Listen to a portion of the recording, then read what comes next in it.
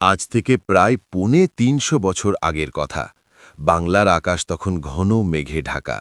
একদিকে বর্গী দস্যুদের লুটতরাজ, অন্যদিকে নবাবী শাসনের অস্থিরতা। নদিয়ার প্রতাপশালী মহারাজা কৃষ্ণচন্দ্র রায় তখন চিন্তিত।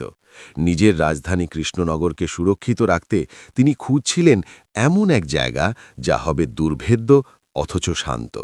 খুঁজতে খুঁজতে তিনি এসে পৌঁছালেন চূর্ণী নদীর তীরে এক নিঝুম অরণ্যে।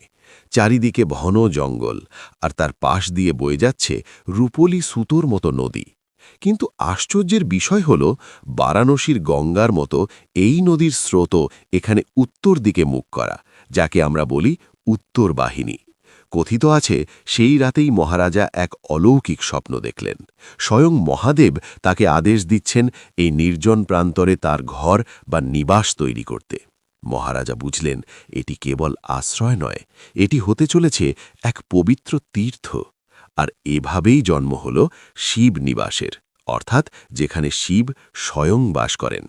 মহারাজা কৃষ্ণচন্দ্র সাধারণ কোনো মন্দির গড়তে চাননি। তিনি চেয়েছিলেন বাংলার মানুষের জন্য এক দ্বিতীয় কাশী তৈরি করতে। তিনি স্থপতিদের ডাক দিলেন। তৈরি হল ৩টি বিশাল মন্দির, যার মধ্যে সবথেকে বিস্ময়কর হল রাজরাজেশ্বর মন্দির। বন্ধুরা, আপনারা জানলে অবাক হবেন, সেই মন্দিরের ভেতরে যখন আপনি ঢুকবেন, আপনাকে মাথা উঁচু করে তাকাতে হবে, কারণ সেখানে অধিষ্ঠিত আছেন প্রায় ৯ ফুট উঁচু এক বিশাল শিবলিঙ্গ। সেই অষ্টাদশ শতাব্দীতে, যখন আজকের মতো আধুনিক ক্রেন বা মেশিন ছিল না, তখন কিভাবে ওই বিশাল ওজনের পাথরের লিঙ্গটি মন্দিরের অত উঁচুতে বসানো হলো? আজও ঐতিহাসিকের কাছে এটি এক বিরাট রহস্য। স্থানীয় মানুষ তো বিশ্বাস করেন মানুষের সাধ্য নেই এমন কাজ করার, এর পেছনে অবশ্যই কোনো দৈব শক্তি ছিল। কথিত আছে, মহারাজা এখানে ১০৮টি মন্দির বানাতে চেয়েছিলেন, কিন্তু নিয়তির অমোঘ নিয়মে সবটা হয়ে ওঠেনি। তবুও ১৭৫৪ সালে যখন এই শিব নিবাসের প্রতিষ্ঠা হয়, তখন সারা ভারত থেকে পণ্ডিতরা এখানে ভিড় করেছিলেন। বারাণসীর পণ্ডিতরা পর্যন্ত মেনে নিয়েছিলেন এই শিব নিবাসের পুণ্যফল কোনো অংশেই কাশীর চেয়ে কম নয়।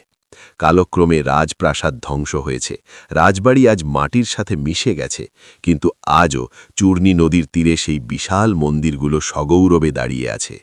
আজও শিবরাত্রির নিস্তব্ধ রাতে যখন মন্দিরের ঘণ্টা বেজে ওঠে, তখন মনে হয় মহারাজা কৃষ্ণচন্দ্রের সেই স্বপ্ন আর ভক্তি আজও জীবন্ত হয়ে আছে এই শিব নিবাসের আনাচে কানাচে।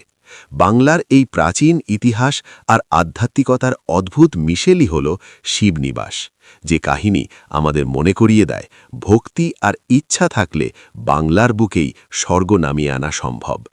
ইতিহাস আর রহস্যের এমন আরও গল্প জানতে সাবস্ক্রাইব করুন আমাদের চ্যানেল বিভ্রম 7।